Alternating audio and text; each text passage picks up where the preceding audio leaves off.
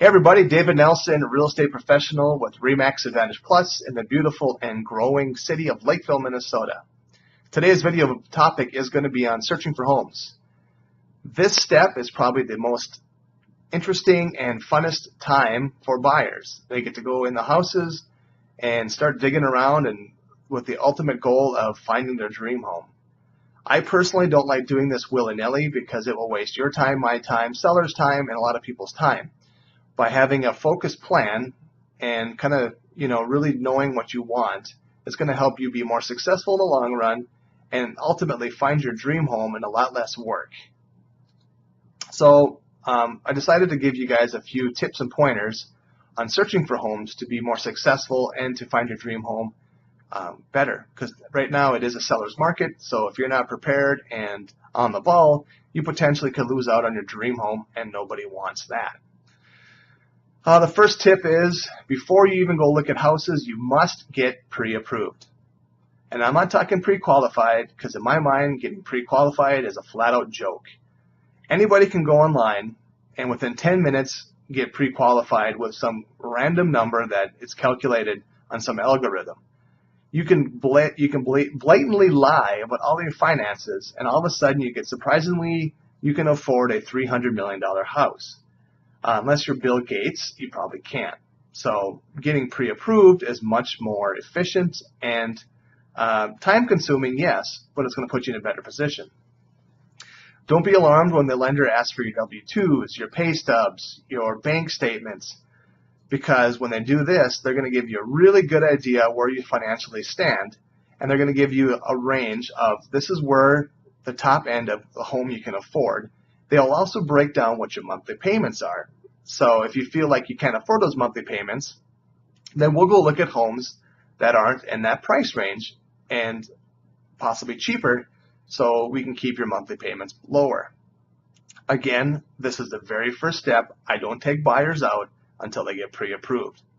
If you need a good lender, I work with 2 or 3 that are phenomenal, and I would love to give you their information. The second tip is you need to have the correct mindset. What do you mean by mindset? Well, what I mean is your goal is to buy a house. Your goal isn't to go look at 100 houses and get decorating ideas, snoop at the neighbor's place. No, your goal is to buy a house. If you don't have that mindset, you're better off not wasting anybody's time and go to open houses and model homes until you're actually ready to buy a house. That sounded kind of harsh, but too bad. When you just go look at houses, there's a lot of people involved, not just you, not just me. There's the sellers.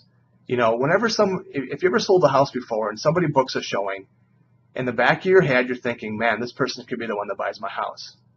Well, imagine you're the seller and people just come to your house just because they want to. It's a waste of your time because you have to leave, you have to clean. So no, we're not going to waste anybody's time. If you're not looking to seriously buy a house in the next, put an offer in the next month, it's pointless. The third one is it's very important to define and determine your 5 must-haves. A must-have in my mind is something that the next house has to have before you even consider writing an offer. And must-haves aren't a general term, such as I'm looking for a house in Apple Valley that's got 4 bedrooms on an acre lot that must have a pink door and a cat door in the basement. That's not specific. A specific must-have is it must have 4 or more bedrooms, or it has to be on over half an acre lot, or walking distance to the schools. So must-haves are specific, and you have to have at least and only 5 must-haves. If you get too many more must-haves, then you're kind of diluting what you're looking for.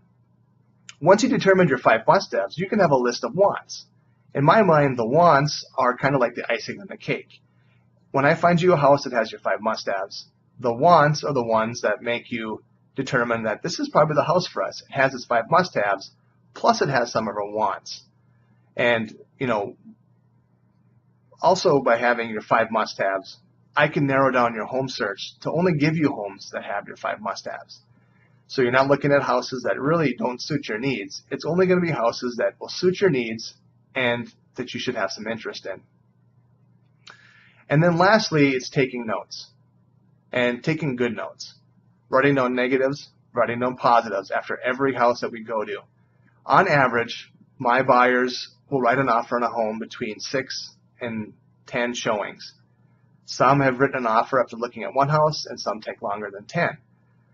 But if you look after, excuse me, if you look at 3 or 4 houses, they start to blend together. So it's imperative that you've got good notes that'll help differentiate and maybe set apart certain homes from the other ones.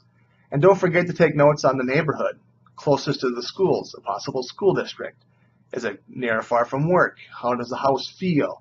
So write down good notes, because that's ultimately when you're going to write an offer on the home, you can go back to those notes, and it kind of reaffirms the fact that yes, this is the house for us, and let's go ahead and write an offer.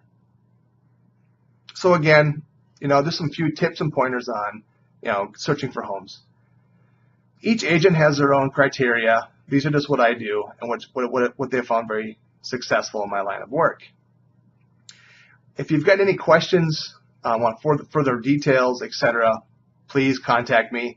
You can call me at this number up here, 612-986-4670. That is my cell phone number, so yes, you can text me. Also, again, back up here, my email. Shoot me an email.